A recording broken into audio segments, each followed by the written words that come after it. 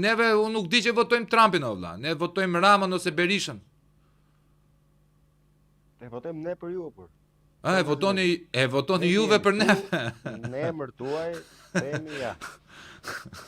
E kryem këtu më vetë. Po, këto rrymat të brendshme brenda Partisë Socialiste, ose brenda Partisë së Ramës, thua ti Ti ku zëre. Tani? Po, tani janë rregull, po. Këto konkurrencat brenda Partisë së Rama, a sjellin rrezikshmëri për Ramën? A thua ti që se konkurrenca sjell zhvillim? Ramës nuk i le vetes shumë zhvillim nga brenda, shumë agravim, shumë. Thua ti që trembet e Rama apo në fund ditës të vej, do vi një pikë ku siç e bëri me Spiropalin edhe Ballokun, një të bukur i tha, e di çka, do hikni pak ju se Shiko, ka diçka. Unë e kam studiuar Ramën që në 2013-ën, sjelljen e tij, edhe më para.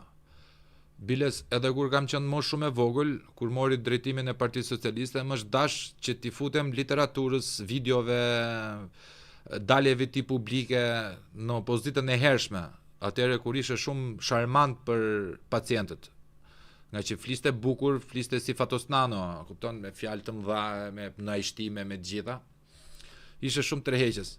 Rama ka një lloj kompleksi ndaj vetvetes. Rama e di se deri në çfarë deregje, deri se në çfarë mase mund shkoj ligësia apo ambicia njerëzore në politik. Sepse një ndër ata ambiciozët e frikshëm që vrasin çdo lloj njeriu për të arritur qëllimin e vet është edhe vet. Nga njohjet e mia personale me njerëz që janë rritur politikisht krah Ramës, që tani më i ka armiq, më kanë thënë vetëm një shprehje që nuk e harroj sa të kem jetën, plus se do ta them edhe këtu në emisionin ton. Rama, kur është pyetur për pasardhës, ka thënë vetëm një shprehje. Mua më është lëruar nëna duke luftuar kundrejt Qorrit për Fatosnanon dhe Koklopës për Ilir Metën. Kështu që për aq kohë sa un kam vuajtur, asnjë tjetër s'ka për ta gëzuar pushtetin të falur, sepse unë e kam luftuar e kam derdur gjak për ata. Dhe Rama ka një lloj, si to çpendet ka një lloj qasje alla Tiberiusi për të djegur Kartagjenën. Ta kriposi. Ku shkel ai e kripos tokën, që mos tjetë më e begat. Dhe po ta shikosh sot, kabineti Rama 4.0 ka njerëz anonim, nuk ka asnjë lloj njeriu politik. Ishte Sajmir Tahiri, e fshiu, sepse u fuqizua. Ishte Erion Veliaj, e fshiu. E përdori Arben Ahmetajn, e fshiu. E përdori Ilir Beqajn, e fshiu. E përdori Lefter Kokën, e fshiu. Përdori Belinda Ballukun, e fshiu. Tek pjesa e Belindës me Spiropalin, e ka fshirë Spiropalin si një servile para excellence e tij për ta sakrifikuar nga marrëveshja e fshet që ai ka bërë me Ballukun. Për mendimin tim, pse është ka bërë një marrëveshje me Ballukun? Të gjithë ata që kanë zëvendësuar dije këta lloj personash, Piro Vëngun, ministrin e jashtëm, Belinda Balluku dhe Spiropalin, janë zarat e Belinda Ballukut. Pra, është shkarkuar de jure, de facto Belinda Balluku është fuqizuar vlla. Dhe tani ta vendosim që ta kuptojnë të njerëzit, mos ton tani ore gaçish ne që ka këtë lloj analize. Jemi në të dy vlla. Unë jam ministri, ti je njeriu im i besuar. Më fal për shprehjen, po quaj zari për ta kuptuar njerëzit. Se ti je shoku im. Unë iki, kam shumë ngarkesë. Thot Edi që është aty. O gaç.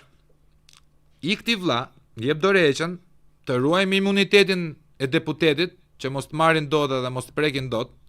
Ndërkohë që futet Tedin zarin ton vlla aty dhe je më komod, jep urdhra edhe firmos tjetri për ty. Ti po prap bën njëjtat kalkulime. Më kupton shpenin?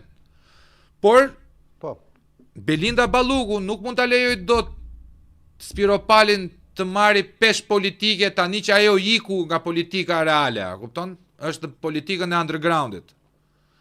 Dhe siç e kanë thënë shumë filozofë të mëdhenj vlla, askush nuk ka për ta shpjeguar ndonjëherë urrëtitën e femrës për femrën. Kupton? Kjo është e pashpjegueshme. Funksionoi dilli, ai ka hequr edhe Spiropalin. Po Spiropali është kurbani. Po ta shikosh kurbanin e Ramës, është fiks kurbani. Rama mund të bëj kurban çfarë do lloj njeriu. Dhe Spiropali sot ishte shumë i ndinjuar. Postet politike zëvendësohen dhe ikin, dinjiteti mbetet. Flet për dinjitet Elisa Spiropali, vlla. Tash ma thojti mua, a mund të flasit do të Elisa Spiropali për dinjitet? A mund të flasit në një nga këta për dinjitet? Jo. Tani unë kam një të qëndrojmë pak tek kjo lloj hipoteze. Po. Si mund ta quajmë? Mua më bën sens patjetër, më bën sens sepse Belinda ishte e lidhur me Ramën, sepse shumë gjëra i kanë bërë bashk. Po. Pothuajse gjithçka është bërë në dijenit njëri tjetrit. Pra dhe ne thonim më parë që Rama nuk e lëshon dot Belindën se ajo e ka kapur.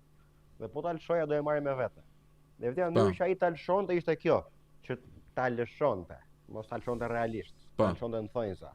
Në mënyrë që të tregonte që ja, unë shkarkoj, nuk është asgjë siç thoni ju, për të ndryshuar pak atë opinionin publik, pak europian, pak kështu, pak ashtu, si ka qef ai të duket. Tani, kjo koçiu që vendosi ky zotëria në vend Belindës tek posti i zëvendës kryeministres, sepse Belinda kishte dy poste, kishte edhe postin në ministri, ka qenë drejtoresh e Belindës, apo jo? Po. Siç edhe ju thatë. Tani, kjo është në hetim nga SPAK. Pra nuk ose ka vënë ndonjë nga këto zarat që kanë qenë të fshehur, ka vënë një zar të pafshehur, është prapë në hetim nga SPAK-u. Tani, me çfarë mend po e çon Rama këtë proces? Pra është i sigurt Rama që ky hetim i SPAK-ut do dështoj? Se me këtë logjikë unë them vëlla, po për punë muajsh do dalim në tjetër situatë. Jo, sepse pra më thon, prapë kemi zëvendës kryeministren Rama ka vetëm diçka vëlla. Rama ka kuptuar diçka që i vetmi njeri që mund ta dëmtonte është Belinda Balluku. Sepse Belinda Balluku është Edi Rama në thelb, në të gjithë korrupsionin shtetëror. Dolën kablogramet, shumë të tjera do dalin, ka video seksuale, pufshi, më thënë, një gazetë austriake postoi që ka një video seksuale të Belinda Ballukut dhe një ditë më vonë ajo u fshi dhe po ditën që u fshi Rama e shkarkoi. Pra është bërë një deal. Ideja është këtu, Rama do me kriju retorikën tani që unë i çoj këta koka turku për të diskredituar SPAK-un.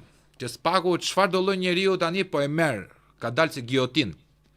Një gjë që Shpend Gashi e ka thonë që ditën e parë që është themeluar SPAK-u, kur ky nuk e di se çfarë epiteti i vendosti, se ky vetëm kryeministër nuk është, ky kloni, ky idioti që i mëson gjërat për mënç, edhe që për fatin ton të keq budallënët e zgjodhën kryeministër, ja hodhi sirën, thoshte që drejtësia është e pavarur, nuk ka shanse që përgjegjësia të jetë kolektive, përgjegjësia është personale, partia nuk mbron asnjë. Tani që i ka vajtur, si i themi neve, uji deri në fyt, tani është duke bërë të kundërtën, pra duke e relativizuar komplet situatën.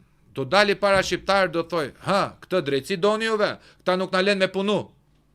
Ma e mend, po nuk doli dhe thoj, këta nuk na lën neve me punu. Sepse na ndjekin penalisht. Implicite. Tedi, ai është korrupsioni është bërë më problem se korrupsioni. Ai është i aftë të shpiki çfarë do lloj gjëje, sepse ai ka lënë një popull idiot vlla. Ai popullin e ka idiot, e ka të pa arsimuar, e ka të pa informuar. Është popull që shikon telenovela turka e miku im.